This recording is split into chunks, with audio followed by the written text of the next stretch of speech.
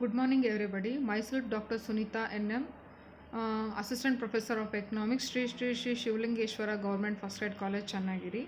Today, I am explaining about the profit management function, that is the break-even analysis.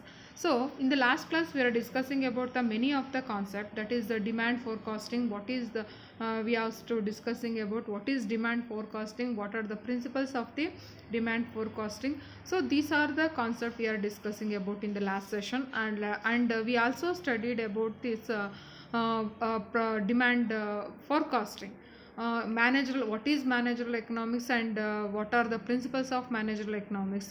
And in this demand forecasting, there is a survey method and statistical method. In the survey method, we have to study about that it is completely in research, and in the it depends upon questionnaires and field work, etc. In the statistical method, it is estimation for the um, future commodity. How we have to estimate the future commodity? It means in this statistical method, we used three types of the method mainly.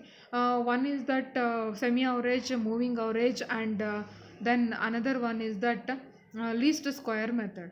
And we also learnt about the what is the pricing policy. We also learnt about the pricing policy of it. So what is the pricing policy? Pricing policy, it means there are various types of the pricing policy. Here producers, they think about that, they use sometimes the cost plus pricing, multiple product pricing, price transfer pricing, and another one is that price skimming and price penetration. So these are the concept we are discussing in the last session, and the profit maximization and the cost minimization concept also we have to discuss in the last session. So these are the topic we have to discuss in the last session. Now let us come to discussing about the what is the learning objectives of this session. It enlightened the learner about customer satisfaction, employee welfare, social responsibility, and maximum profit. This is the learning objectives of this session. And another one is that learning objective, it enable the learner in decision which expand revenue or reduce cost. So this is the another learning objectives of my session.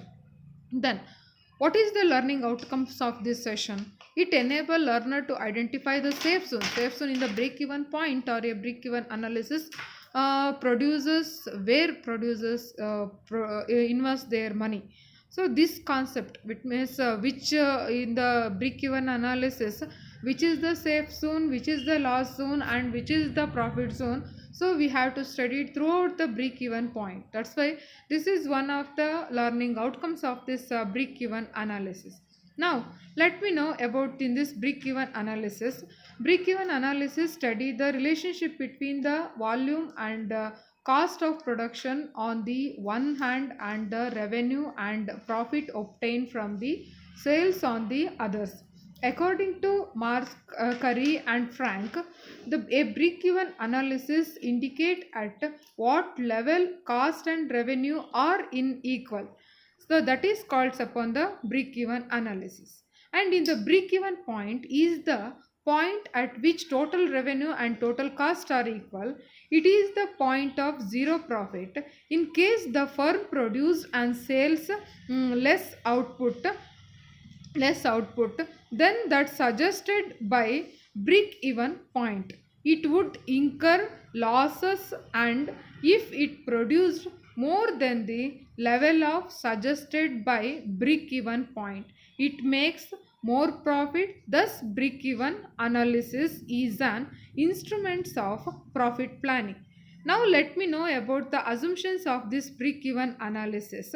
In this analysis, it assumes that cost can be classified into fixed and variable cost. It ignores semi variable cost. Second one is that total revenue is assumed to be variable with the physical volume of production. Third one, the volume of sale and the volume of production are equal. No unsold stocks pill up. The fourth one, the price of the product is assumed to be constant. In the it assume constant rate of increase in variable cost, thereby giving rise to a linear total cost curve. And it assume the constant technology and no improvement in the labor efficiency as output rise or fall. Change in input prices are also ruled out. Change in the input problem are also ruled out. So these are the assumptions we are discussing in this session. Now let us come. Thank you. Thanks for this opportunity. In the next class, we have to discussing about another